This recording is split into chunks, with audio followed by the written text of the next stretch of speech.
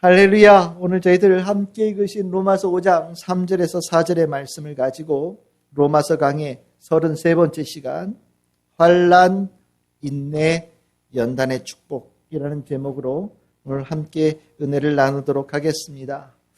우리 지난주 3주 동안 우리 믿는 자에게 주어지는 축복을 계속해서 나누고 있습니다. 우리 첫 번째 축복이 화평함이었고 두 번째 축복이 은혜의 자리에 들어감을 받은 그 축복이었고 세 번째는 하나님의 영광을 바라는 축복, 이렇게 나누었습니다. 이 축복에 대해서 우리는 당연히 이 축복이 우리들의 삶에 큰 유익이 되어지죠. 그러니까 이 바울은 이 축복을 얘기를 하면서 이 같은 단어를 반복을 하는 단어가 있는데 바로 5장 2절에 나오는 즐거워한다라는 단어입니다. 5장 2절에 이 즐거워한다라는 단어는 이 11절까지 총 3번이 등장을 합니다. 이제 우리가 즐거워한다라는 게 뭐 뽐내다, 뭐 자랑하다 이런 뜻인데 뭐 이걸 뭐 세속적으로는 내가 가진 거 막 자랑하겠지만 우리가 믿음 안에서는 이것을 주신 주님께 주님을 자랑하고 기뻐하는 것을 얘기하는 거죠.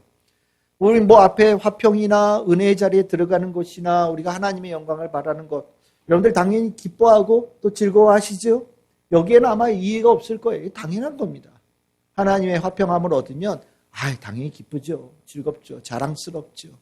그런 일들의 얘기는 당연한 겁니다. 그런데 이제 오늘 그 즐거워함의 두 번째 단어가 쓰여져 있는 구절을 우리가 본 거예요.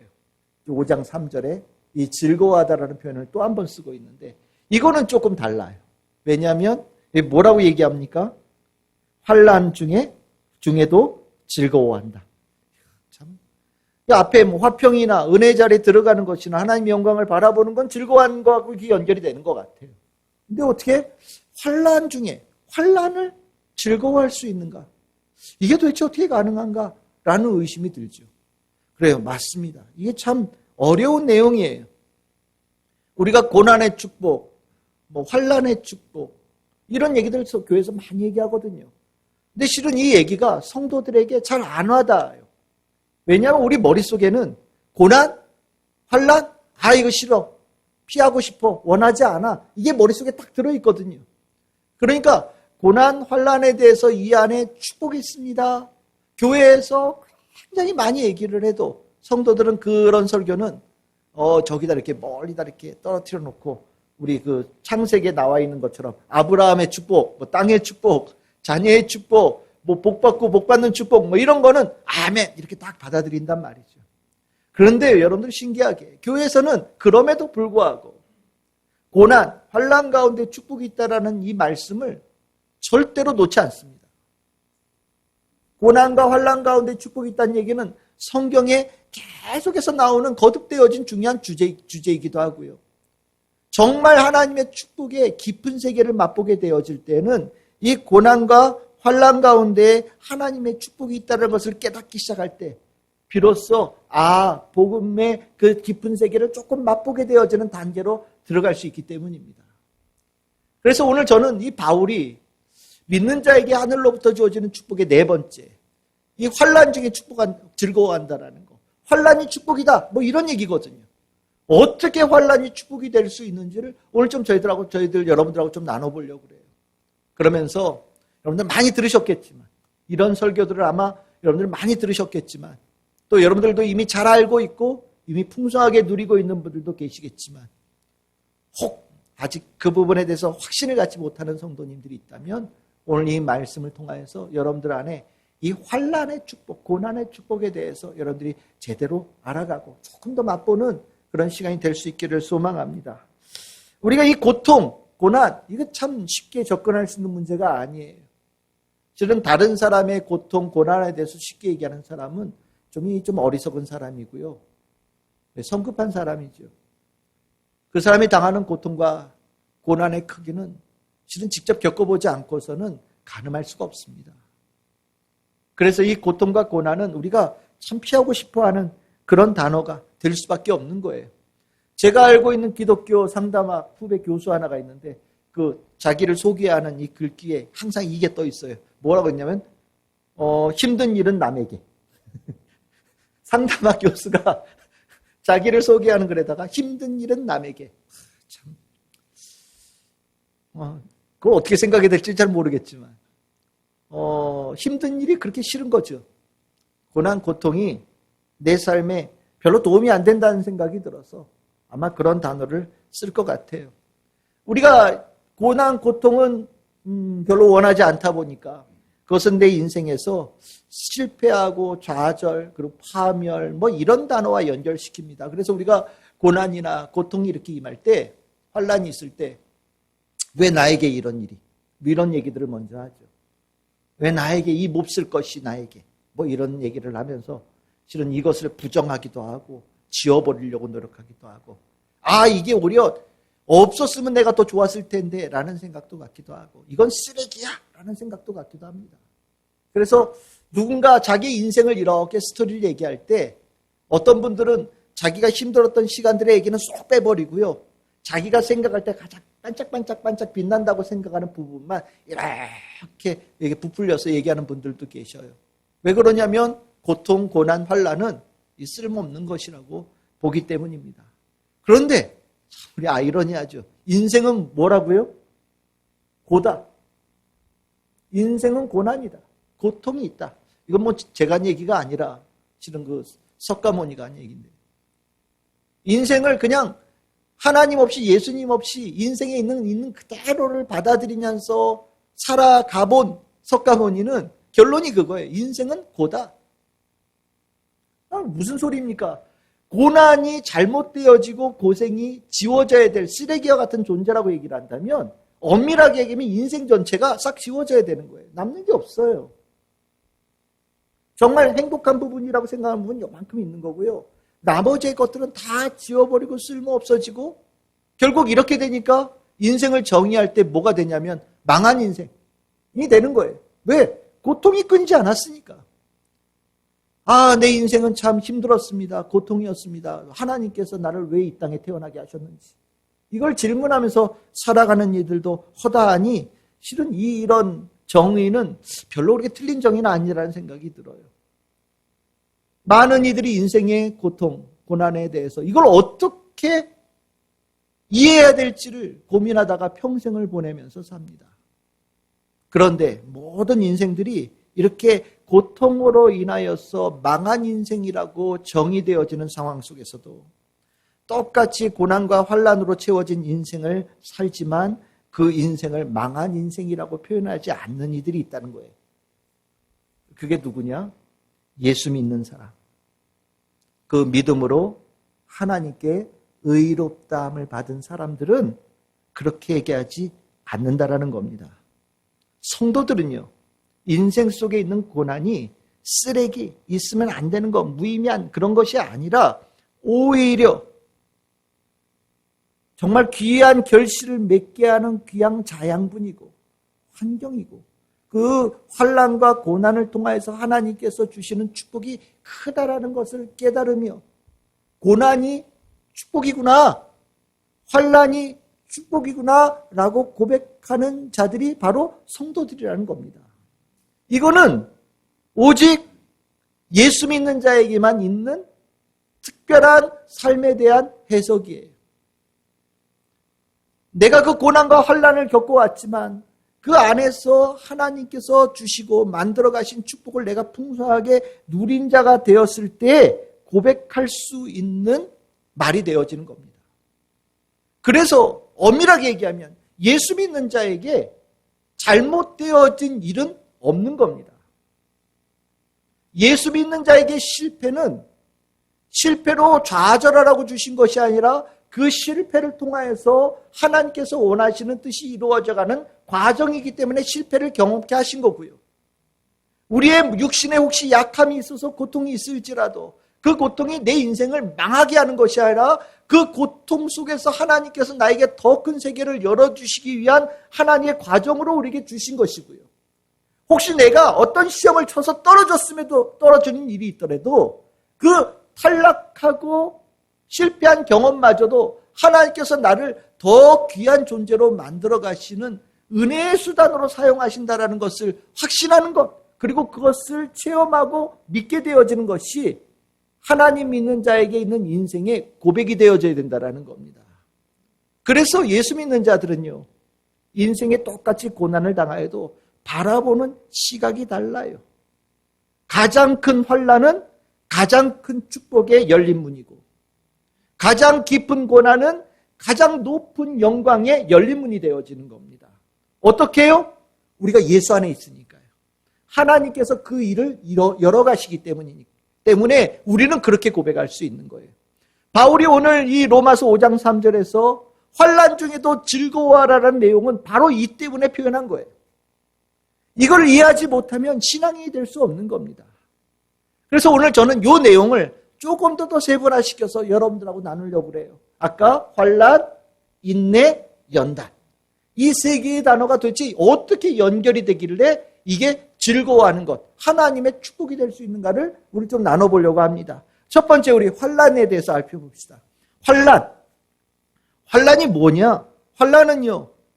환난은 우리에게, 성도에게는 운명과 같은 거예요.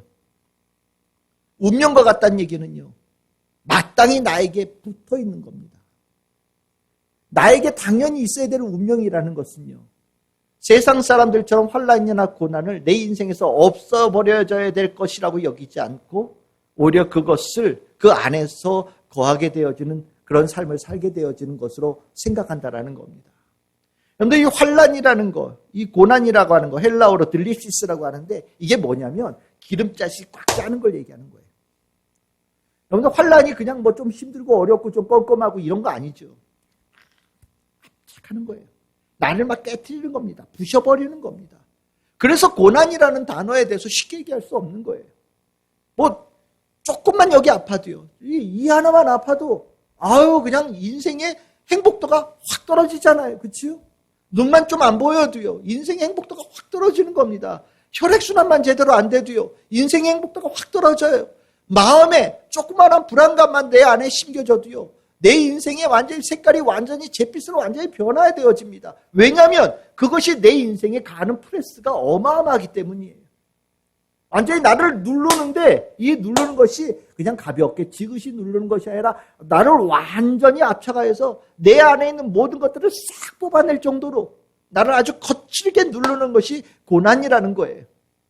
이 고난, 이 성도들에게 이 고난은 믿음 생활하는 가운데 필수로 오는 것이라고 얘기를 하고 있는 겁니다. 그러니까 쉽지 않은 거죠.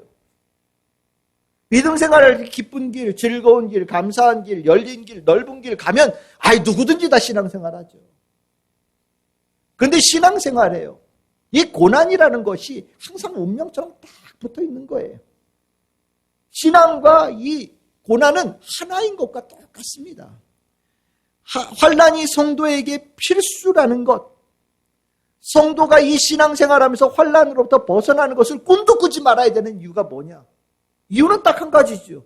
예수님의 삶이 고난의 삶이셨기 때문이에요. 예수님의 삶을 여러 가지로 얘기할 수 있겠지만 예수님께서 자신의 삶에 대해서 딱 정리를 뭐라고 얘기하셨냐? 나는 고난의 삶을 살러 이 땅에 왔다라고 얘기하십니다. 그게 어디 나오냐? 마가복음 8장 31절이에요. 예수님께서 뭐라고 얘기하냐? 인자가 많은 고난을 받고 버림받아 죽임을 당해야 될 것이다 라고 예수님께서 제자들에게 자신의 삶을 분명히 이렇게 얘기하셨어요.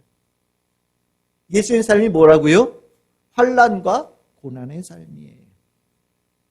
우리가 이 부분을 절대 놓치면 안 돼요. 우리가 예수님의 삶을 병 고치고 기적을 베푸시고 많은 사람들을 먹이시고 귀신을 쫓아내고 이런 것에 대해서 예수님의 인생을 이렇게 집중해서 보려고 하지만 실은 것은 예수님의 인생을 제대로 본 게 아닙니다. 예수님은요, 너희들은 내 인생을 얘기할 때, 예수의 인생을 얘기할 때 고난의 인생이라고 얘기할 수 있어야 된다라고 얘기하시는 거예요. 이거 중요한 겁니다. 예수님은 어떤 인생을 사셨다고요? 고난의 인생을 사셨다는 거예요. 이걸 기억하지 못하니까 성도들이 고난이 나에게 올 때 나에게 이 몹쓸 것을 이라고 얘기한다라는 겁니다. 고난을 이해할 열쇠를 완전히 잊어버리게 되어져요. 예수가 고난의 삶이라는 것을 알게 되어지면 내가 예수를 따르면서 예수를 믿으면서 고난도 내 안에 당연히 들어오는 삶이라는 것을 확실하게 고백할 수 있게 되어지고 고난 속에서도 믿음이 더 굳건해지는 은혜의 사람을 살아갈 텐데 예수의 삶을 고난의 삶이라고 보지를 못하니까 내가 예수 믿으면서 고난이 오면은 이해를 못하는 거예요. 내가 왜 예수 믿었는데 고난을 받습니까? 라고 얘기하는 분들이 계셔요. 너무 당당하게. 그러면 그렇게 물어보면 할 말을 잃어요. 예수의 삶이 고난의 삶인데 도대체 예수의 삶을 뭘로 알길래 내가 예수 믿었는데 내 인생에 왜 고난이 옵니까? 어떻게 저런 얘기를 할 수 있지? 눈을 동그랗게 뜨고 그분을 쳐다볼 수밖에 없어요. 생각보다 이 명제를 모르는 분들이 많아요. 교회를 다님에도 불구하고 예수님의 삶은 어떤 삶이라고요? 고난의 삶이다. 여러분들 분명히 기억하십시오. 그럼 예수님께서 고난의 삶을 사셨어요. 그러면 예수님의 제자들, 사도들의 삶은 어땠을까요? 당연히 고난의 삶이죠. 골로새서 1장 24절입니다. 바울의 고백입니다. 바울이 뭐라고 얘기하느냐? 나는 너희를 위하여 받는 괴로움을 기뻐한다라고 얘기를 합니다. 왜냐? 나는 그리스도의 남은 고난을 내 육체에 채우는 삶을 살아가고 있기 때문에. 나는 이 고난을 당연하게 여긴다라고 바울은 얘기해요.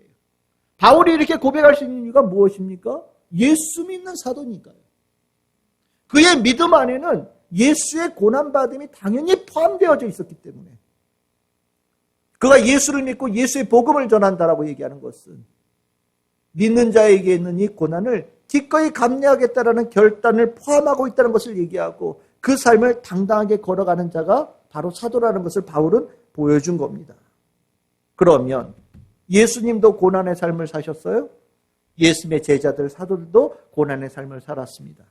그러면 예수 믿어서 교회 다니는 사람은 어떻게 살아야 될까요? 그럼 말할 필요도 없는 거죠. 예수 믿어서 교회 다니는 사람들도 똑같이 고난과 박해 가운데 살아가는 것이 당연한 겁니다. 그래서 바울은요, 디모데후서 3장 12절 명확하죠. 우리 같이 한번 읽어보겠습니다. 시작. 무릇 그리스도 예수 안에서 경건하게 살고자 하는 자는 박해를 받으리라. 아멘. 아멘 하실 수 있습니까? 아멘. 명확하죠. 뭐 어떻게 두 소리도 못하게 분명하게 적어놨죠. 바울이 얘기합니다. 경건하게 살아가는 자, 예수 믿는 자 당연하게 박해받는다. 박해 안 받으면 이상한 거다. 박해를 받기를 싫어한다면 이상한 거다라고 얘기하는 거예요. 여러분들 믿는 자에게 고난에 대한 이해는요, 예수에게 속한 자가 되느냐 안 되느냐에 대한 중요한 분기점이에요. 여러분들이 예수에게 속한 자냐? 아니, 예수님께서 여러분들을 예수님께 속한 자라고 인정하시느냐 아니냐가 어디에서 구분되어지느냐? 바로 십자가예요. 십자가에 대해서 어떻게 생각하느냐에 따라서 예수님께서는 여러분들을 예수에게 속한 자 아니면 예수에게 속하지 않은 자로 구분하신다라는 겁니다. 이건 제 얘기가 아니에요. 마태복음 10장 38절입니다. 자기 십자가를 지고 나를 따르지 않는 자는 내게 합당하지 않다라고 예수님께서 분명히 말씀하셨어요. 누가 얘기하셨어요? 예수님께서. 그럼 말할 것도 없는 거예요. 예수님을 예수님 좋아요. 잘생겼어요. 예수님은 윤기가 잘 흘러요. 다 소리해도 그건 다 잡소리예요. 그건 예수님 따르는 사람 아니에요. 예수님은요, 예수님 따르기를 원하는 사람은 요 십자가 앞에다 딱 세워놓으시고 너 십자가를 지고 갈 수 있냐라고 물어보신다라는 거예요. 십자가는 고난과 환난의 대표적인 표지입니다. 그래서 예수님께서 하셨기 때문에 예수님께서 가신 길이니 나는 예수 믿는 자로서 당연히 십자가 지고 따라갑니다 라고 고백할 수 있는 사람은 예수에게 합당한 자. 제가 힘이 부족해서 제가 어릴 때부터 고생을 해본 적이 없어서 하나님 저는요 고통이 제일 싫어요. 그래서 고통 말고 다른 건 할 수 있겠는데 고통받는 거는 제가 좀 어렵겠습니다 라고 만약 얘기를 한다면 예수님께서는요 예수께 합당한 자로 인정하지 않으신다라고 분명히 말씀하신다라는 겁니다. 여러분들이 이 고통 고난 이 문제가 얼마나 중요하냐. 이 사단이 들어와서 성도를 방해하는 최고의 열린 문이에요. 믿음 생활하면서 어려움과 힘든 일이 있을 때 그것으로 인하여서 나에게 왜 이런 일이라고 얘기한다면 바로 그 즉시 그 소리를 사단이 귀를 쫑긋해서 들어요. 악한 영이 그 소리를 아주 쫑긋해서 듣습니다. 그래? 그럼 바로 들어가죠. 아니 제가 저런 소리를 속으로 정말 잠시 1초 어떻게 나에게 이런 일이 이런 소리가 딱 할 때 사단에겐요 이 세상에서 제일 큰 소리를 듣는 거예요. 그리고 들어가죠. 맞아. 너 어떻게 했는데 너에게 그런 일이 났을까? 어떻게 네가 이런 어려운 일을 당하게 됐을까? 그러면 안 되겠지. 너 억울하지? 너 힘들지? 떠나. 그 소리에 사단이 들어가서 하나님의 길을 걷는 그 길로부터 우리를 떠나게 만들어요. 떠나게 만들고 나면 점점 떠나서요. 예수로부터 점점 거리가 점점 멀어지고 복음으로부터 점점 거리가 멀어지고 믿음으로부터 점점 거리가 멀어져서 결국에 나중에 서 있는 자리가 어디가 되어지느냐? 여러분들 빌립보서 3장 18절입니다.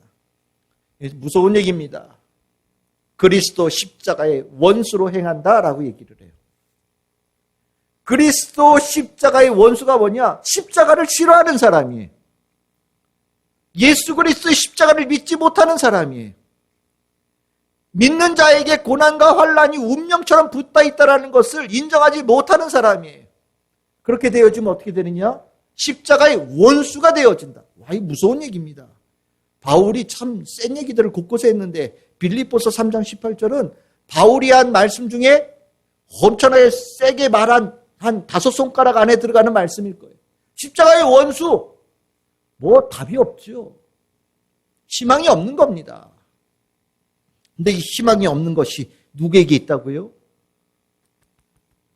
예수 믿는 자에게 고난과 환난에 대해서 제대로 이해하지 못하는 자가 결국 서 있는 자리가 어디냐? 십자가의 원수의 자리에 서 있게 되어진다라고 얘기하는 거예요. 그러니까 여러분들 이해하셔야 돼요. 크리스찬에게 환난과 고난은 운명과 같아요. 붙어 있어요. 우리의 믿음 생활은요, 환난과 고난의 길을 가겠다는 결단이에요. 왜요? 예수님께서 그 길을 가신 길이니까.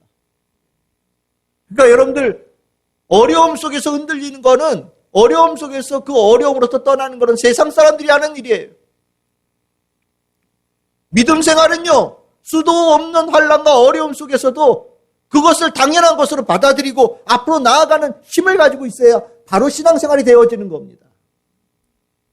그거 모르면 신앙생활이 얼마 가지 않아서 다 소멸되어지는 거예요.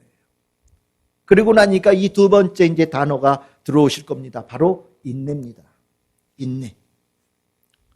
환난에 대해서 성도들이 가져야 될 모습이 뭐냐? 인내다. 인내는 성도들에게 있는 믿음의 힘이다라는 거예요. 여러분들 믿음의 힘 얘기하지만 실은 믿음의 힘에 제가 생각할 때 제일 첫 번째 힘 중에 하나가 뭐냐? 바로 인내의 힘이에요. 인내의 힘 없이는 믿음 생활이 불가능합니다. 로마서 5장 3절에는 환난 중에 즐거워하는데 환난은 우리에게 인내를 요구한다 이렇게 얘기하십니다. 인내, 헬라어로 휘포모네라고 하는데 이게 어떤 뜻이냐면 어떤 아래에 있는 거예요. 무엇 아래에 서 있는 것을 얘기하는 겁니다. 무엇을 기대하면서. 우리가 인내 그러면 보통 참는 거 생각하죠. 그래서 우리 아마 남자분들 다 이런 거 한번 해보셨을 거예요. 친구들이랑 사우나 가서 누가 오랫동안 사우나에서 버티냐 이런 거. 이렇게 모래시계 거꾸로 놓고 2번, 3번 돌아갈 때도 뻘뻘 버티는 사람, 너 이겼다. 물속에서 숨 쉬지 않고 누가 오래 버티나. 이런 거 대결 한 번씩 하잖아요.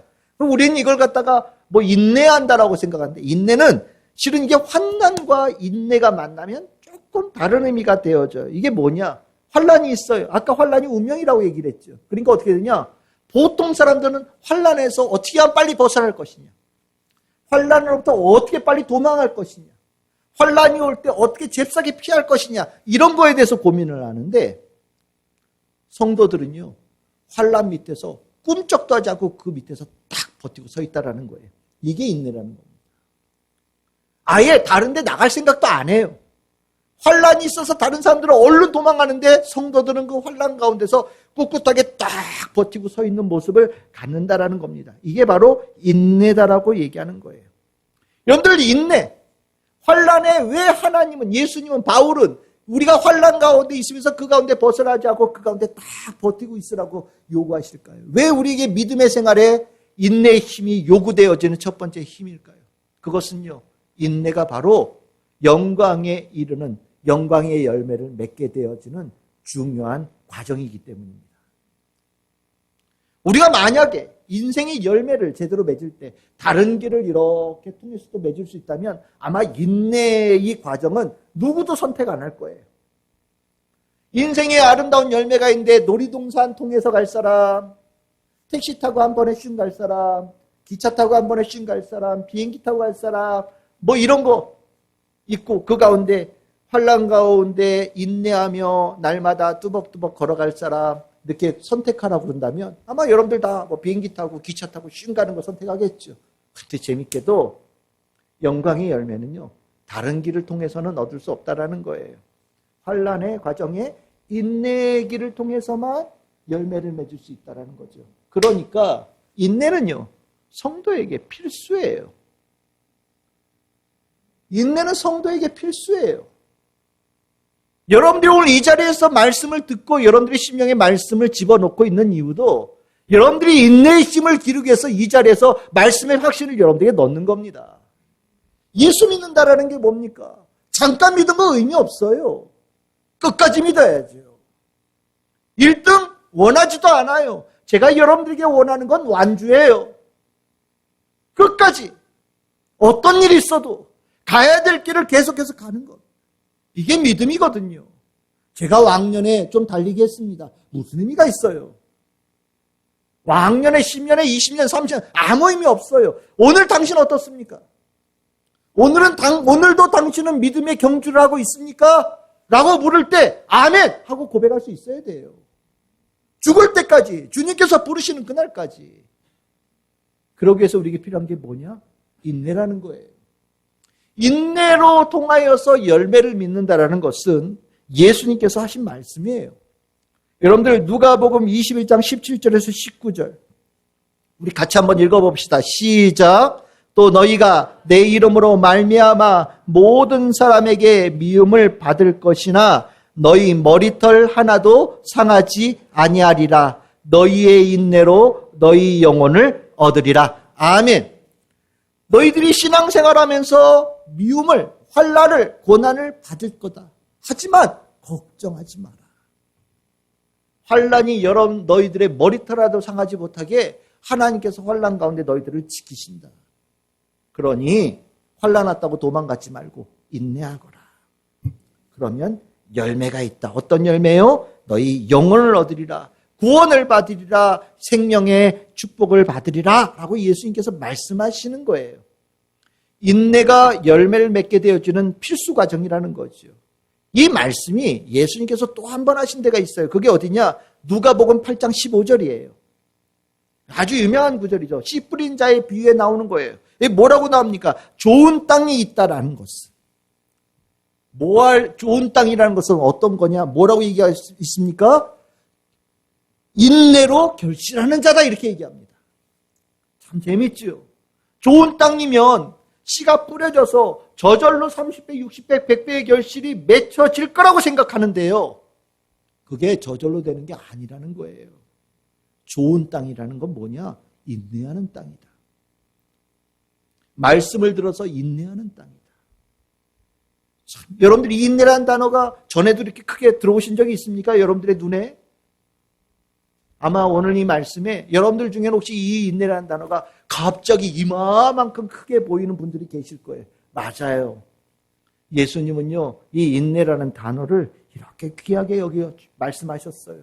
인내하지 못하면 결실 맺지 못한다라는 거예요.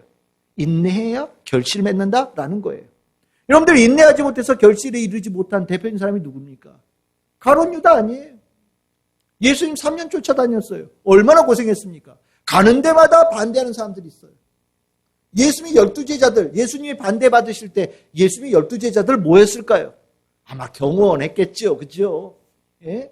예수님 보호해야 된다고 막 경호하고 예수님 맨날 땅바닥에 주무시고 길 가다 주무시고 그러셨다는데 예수님 편안한 자리에 잠자리 모신다고 제자들 얼마나 준비했겠어요. 오늘 뭘 먹을까? 내일 어디로 갈까? 예수님께 물어보고 계획 짜고 열심히 하지 않았겠어요? 3년을 고생을 한 거예요. 그 중에 누가 있었냐? 가룟 유다가 있었어요. 그런데 가룟 유다가 언제 예수님을 떠났어요? 예수님 돌아가시기 전날. 다 왔는데 떠났어요. 왜요? 예수님께서 하시는 말씀을 보니까 돌아가신대요. 죽으시겠대요. 뭐야? 나는 영광을 바라보고 왔는데 예수님께서 돌아가신다네. 그전까지도 그 얘기를 수도 없이 하셨거든요. 근데 그때는 한쪽으로 듣고 한쪽으로 흘렸어요. 에이, 설마. 그런데 예수님께서 제자들하고 마지막 식사를 하시면서 하시는 말씀이 의미심장하고요. 하시는 모습이 뭔가 이게 좀 쎄한 느낌이 오는 거예요. 아니구나. 내가 기대했던 분이 아니구나. 인내하지 못한 거죠. 하루 남겨놓고 탈락했어요. 그랬더니 그의 인생은 밤이다. 요한복음 13장 30절에 나오는 말씀이거든요. 인내하지 못하면 결실을 맺지 못하는 거죠. 그러면 다 이렇게 인내하지 못했냐? 아니죠. 나머지 제자들은요, 인내했죠. 그 어려운 과정을 인내하면서 잘 버텼죠. 그리고 그 중에 바울도 있는 겁니다. 그래서 바울이요, 고린도후서 1장 6절에서 이렇게 얘기합니다. 나 인내했어. 왜? 너희들에게 환난 가운데서도 끝까지 인내할 수 있다는 것을 보여주기 위해서. 내가 이 환난 가운데 인내하는 이 모습들이 너희들에게 위로가 되기를 바란다. 그리고 너희들도 이 환난 가운데서 끝까지 인내할 수 있다는 확신을 갖기를 원한다. 라고 바울이 얘기합니다. 이게 중요한 말씀이죠.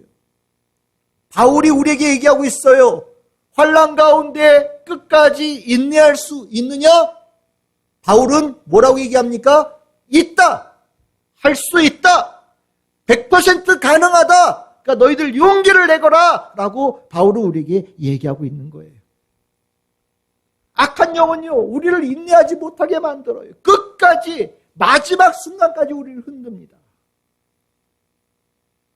요즘에 인내라는 가치가 점점, 이 표현이 정말 조금 시장 같아 죄송합니다. 정말 땅바닥 똥값이거든요. 참고 사는 거 가장 어리석은 인생의 모습으로 얘기하기도 합니다. 왜 참고 살아? 참아서 뭐하게? 그냥 질러. 당신 하고 싶은 대로 해. 왜 참아? 요즘에 참고 사는 사람 보면 제일 어리석인 사람이라고 얘기하는 세대가 됐어요. 근데 아쉽게도요, 참지 못하는 세대가 가장 어리석은 세대죠. 참지 못하고 인내하지 못하면 결실이 없기 때문입니다. 믿음도 똑같아요. 얘 힘든데 왜 교회 다니니?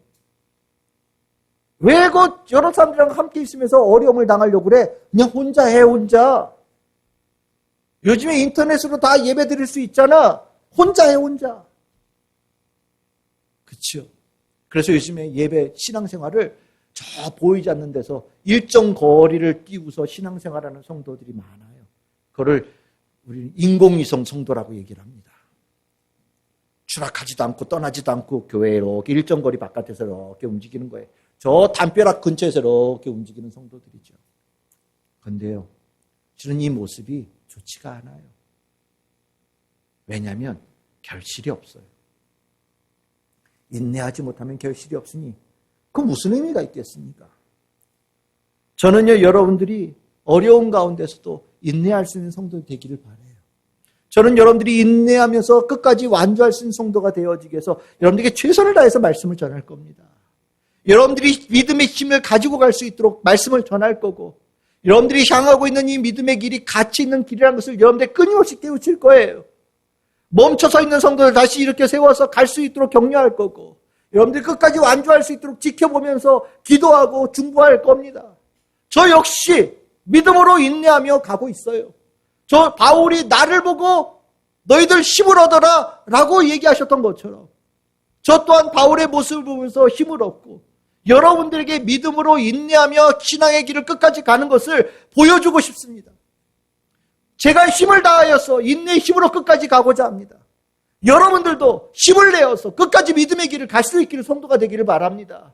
인내의 힘 있는 목사, 인내의 힘 있는 성도, 인내의 힘 있는 교회는요, 반드시 결실이 있어요. 그 축복은요, 하나님의 약속입니다. 우리가 환난을 받았을 때 인내가 필요하다. 그 안에서 꿋꿋이 버티고 있어라. 그 과정에서 결실이 있다. 여러분들 머릿속에 꼭 기억하시기를 바랍니다. 세 번째입니다. 이제 연단입니다. 연단은요, 연단은 과정이 아니라 결실을 얘기하는 거예요. 연단을 헬라어로 도키메라고 하는데, 우리 보통 연단할 때 보통 어디다 쓰느냐? 뭐 연마하는 거, 뭐 여러분들 대장장이들 이렇게 쇠 두들기는 거, 뭐 이런 거 얘기할 때 연단이라는 단어를 쓰죠. 물에다 넣고 불에다 넣고 두들기고 뭐 하면서 모양을 만드는 겁니다. 이게 이제 이 풀무질하지 않고 두들김 없는 이런 쇠는 뭐 칼로도 제대로 못 쓰잖아요. 두들기면서 명품의 칼이 나오고 농기구가 나오고 도구가 나오는 거죠. 그래서 이 연단이라고 하는 것은 실은 물에 들어가고 불에 들어가고 할 때 아유 추워, 아유 뜨거워. 그러니까 왜 연단 별로 좋아하지 않아요. 그런데 여러분들 연단을 그렇게 생각하지 마시고요. 이렇게 생각하세요. 여기 나오는 연단은 뭐냐? 인내하면 연단의 결실 얻는다. 결실이에요, 결실. 연단이라고 하는 것은 됐어! 라고 하나님께서 도장 쾅 찍어주신 거 있잖아요.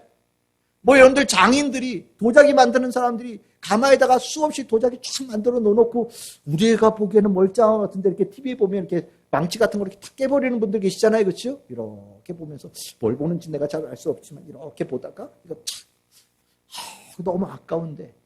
근데 왜 깨요? 내 이름에 어울리지 않는 도자기다. 이런 거 유통되면 내 이름이 갉아먹는다. 그래서 내가 보기엔 괜찮은 것 같은데 다 깨버리는 일들이 일어나죠. 바로 이거예요. 연단이 뭐냐? 인내하고 나면요, 하나님께서 도장을 쾅 찍어주면 인증이라는 걸로 딱 표시해주는 존재가 된다는 게 연단입니다. 그러니까 연단의 결실이라고 보시면 되겠어요. 그러면 반대로 얘기하면 여기에 나오는 연단의 반대말은 뭘까요? 아까 뭐라고 그랬습니까? 인정받지 못하는 건 어떻게 돼요? 깨버린다고 그랬죠? 인정받지 못하면 어떻게 버려져요? 그래서 이 인정의 반대말을 고린도전서 9장 27절에는 이렇게 표현했습니다. 여기 자신이 도리어 버림을 당할까? 여기 버림 있죠? 아까 그 연단의 반대말이에요. 그러니까 연단은 인정받음이고, 연단되어지지 않은, 연단에 이르지 못한 것은 버림당하는 것이다 라고 머릿속에 여러분들 이해하시면 됩니다. 그러면 인정받았다라는 게 뭐냐? 이런 거죠. 하나님께서 우리에게 영광을 주시죠. 하나님의 영광을 덧입혀 주실 거예요. 하나님의 영광은요, 우리가 아무리 이쁘게 꾸며도 실은 그걸 담을 수 있는 그릇이 못 돼요. 그런데 참 신기하게도 하나님의 영광에 걸맞는 사람으로 우리를 만들어 가신다라는 거예요. 하나님께서 보시기에 하나님의 영광에 걸맞은 사람, 하나님께서 입혀주신 옷에 걸맞은 사람, 하나님께서 씌워주신 왕관에 걸맞은 사람으로 우리를 만들어 가시고 완성하셨다. 그게 뭐냐? 연단이다라는 겁니다. 그래서 여러분들 이 결실, 표현이 있다는 거, 아까 우리 읽었던 누가복음 21장 17절 19절, 여러분들 뭐라고 얘기했습니까? 인단하면 뭐 한다고요? 너희 영혼을 얻을 것이다. 너희 영혼이 뭡니까? 구원받은 자가 된다? 다른 말로 표현하면 하나님께서 원하시는 품성을 가진 자로 거듭난다라는 얘기예요. 만들어진다라는 겁니다. 또 다른 말로 표현하면 예수 닮은 자로, 그 성품을 가진 자로 세워진다라는 거예요. 이게 연단이라는 겁니다. 이렇게 되어지면 이 연단이라고 하는 것이 귀하다라는 것을 알게 되어지죠. 최고의 상태를 얘기하는 겁니다. 그래서 이 눈으로 보면 우리가 인내를 통해서 얻는 축복에 대한 여러 가지 표현들을 이해할 수 있게 되어집니다. 야고보 사도는 이렇게 얘기합니다. 야고보서 1장 3절과 12절에 이렇게 얘기하죠. 여기 뭐라고 나옵니까? 너희들이 인내하면서 되어져 가면 뭘 얻는다고요? 생명의 면류관을 얻을 것이다. 생명의 면류관을 얻을 것이다. 머리에는 면류관, 왕관이 씌워졌어요. 근데 얼굴은 거지야. 안 어울리죠.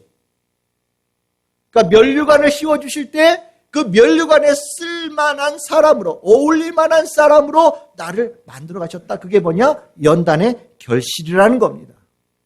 또 베드로 사도도 이런 표현을 한 데가 있어요. 베드로전서 1장 7절입니다. 우리 같이 한번 읽어보겠습니다. 시작. 너희 믿음의 확실함은 불로 연단하여도 없어질 금보다 더 귀하여 예수 그리스도께서 나타나실 때에 칭찬과 영광과 존귀를 얻게 할 것이니라. 아멘. 여기 참 이 말 참 귀합니다. 금, 인간이 가장 좋아하는 거죠. 반짝반짝반짝, 번쩍번쩍. 금 싫어하는 사람은 없더라고요. 그런데 뭐라고 얘기합니까?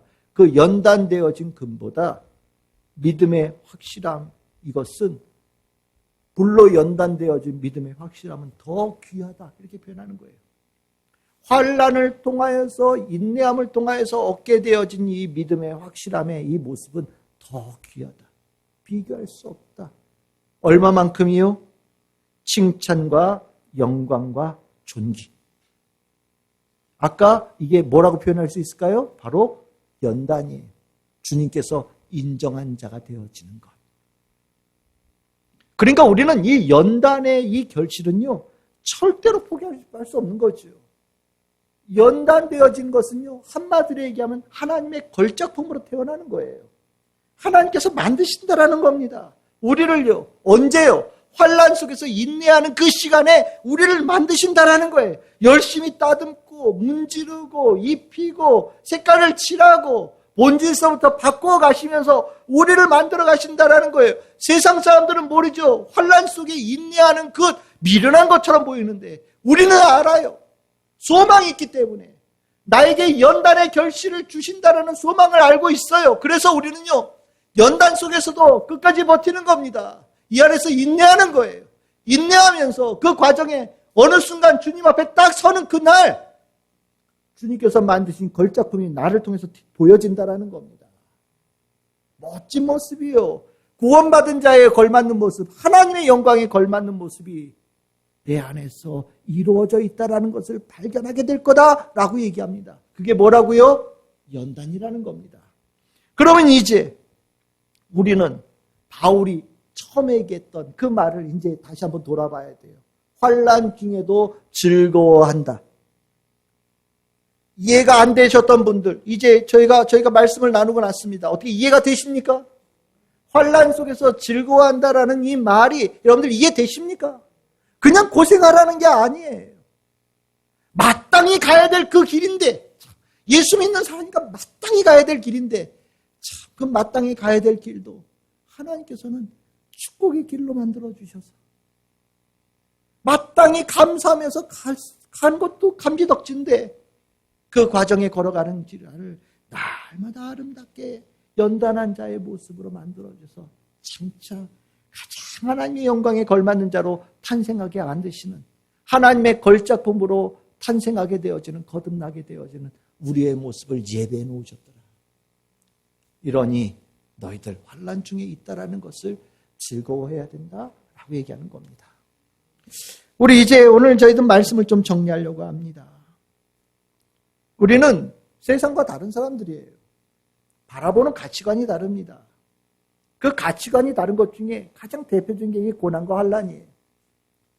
고난과 환난을 예수 안에서 믿음 가운데 받는 이 환난과 고난을 제대로 이해하지 못한다면 세상 사람들과 별로 다를 게 없어요. 예수 믿으면서 우리 눈에는 완전히 달라지는 그게 뭐냐? 이 십자가가 나의 자랑이 되는 겁니다. 환난과 고난과 치욕의 상징이, 저주의 상징이 내 눈에 가장 영광스러운 것으로 보이는 것이 믿는 자에게 나타나는 가치관의 변화예요. 왜요? 이 자리가 예수님의 자리니까. 구원의 자리니까, 생명의 자리니까, 승리의 자리니까. 우리는 저 고난을 가장 귀한 자리로 우리는 확실하게 믿는 자가 되어지는 겁니다. 우리가 이 믿음 속에서 우리는 내가 가는 모든 길에 하나님께서 선함으로 이끌어 가신다는 확신을 가지고 주님께서 나를 세워 놓으신 곳에로부터 벗어나려고 하지 않고 오히려 그 가운데서 주님의 손길을 기다리는 자로 살아갑니다. 그러면서 우리는 알아가는 거예요. 정말 만 가지를 통해서 나를 선하게 만들어 가신다는 것을 깨닫게 되어지는 겁니다. 제가 참 좋아하는 구절이에요. 로마서 8장 28절. 아마 제가 여러분들을 위해서 기도할 때 아마 이 기도 많이 했다는 걸 아마 들어보셨을 거예요. 우리 같이 한번 읽어봅시다. 시작. 우리가 알거니와 하나님을 사랑하는 자 곧 그의 뜻대로 부르심을 입은 자들에게는 모든 것이 합력하여 선을 이루느니라. 아멘. 모든 것. 이게 모든 것이 뭘까요? 여기에는 환난과 고난이 있는 거예요. 우리는 모든 것 그러니까 은행을 통해서도 어떤 지인을 통해서도 이런저런 일을 통해서 이렇게 묶어가지고 잘 되게 해주시는 건 아니에요. 하나님의 사람은 좋은 거 묶어서 잘 되어지는 차원으로 사는 사람들이 아니에요. 세상에서는 쓸모없다고 생각하고 버려져야 될 것이라고 생각하고 가치 없다고 생각하고 제일 못난 것이라고 생각하는 그것도 주님께서는요. 묶어서 선으로 만들어주신 축복을 주시고 우리는 그래서 한 주간 살아가면서 이런 일 저런 일 아니 믿는 자가 되어져서 남들이 겪지 않을 고통과 고난도 걸어갔지만 그럼에도 불구하고 모든 것을 하나님께서 선으로 바꾸어 주신 축복의 삶을 우리가 살아가는 자가 되는 겁니다. 그래서 우리는 환난도 고난도 축복이 되는 거예요. 왜요? 합력하여 선을 이루어 주시는 주님께서 우리와 함께 하신다는 것을 믿기 때문입니다. 우리의 인생 고통 범벅이에요. 우리는 눈물도 흘리고 탄식도 하고 절망도 하고 포기하려는 마음도 가지고 있습니다. 하지만 오늘 우린 나눴죠. 그 고통과 환난 속에서 주님께서 합력하여 선을 이루시는 환난도 축복이라는 것을 알게 되어지고 그 가운데 즐거워야 되는 성도라는 것도 우리는 알게 되어집니다. 그래서 저는요. 여러분들이 고통받고 고난받는 거 힘들어하는 거 부정하는 거 아니에요. 다 힘들 수 있어요. 어려움을 겪을 수 있습니다. 다만 짧게 끝냅시다. 그것으로 인하여 흔들리는 시간들 짧게 끝냅시다. 그것으로 인하여 흔들리는 내 마음의 시간 짧게 끝냅시다. 내 안에 예수 그리스도의 믿음을 가지고 고통 속에서도 주님의 손길을 기다리며 인내하는 자로 거듭나는 시간들을 빨리 회복하는 성도들이 됩시다. 그것이 믿음의 축복이에요. 고통 가운데 크게 쓰임받는 자로 변화되어지는 역사. 그 과정에서 하나님께서 여러분들에겐 더 예비되어진 귀한 축복을 여러분들에게 물붓듯이 부어주실 겁니다. 이 한 주간 주님의 은혜 속에 모든 것이 합력하여 선을 이루시는 축복을 풍성하게 누리는 고난 속에서 인내하여 연단의 길로 열매로 나아가는 우리 참 즐거운 교회 모든 성도들 다 되시기를 주님의 이름으로 축복합니다.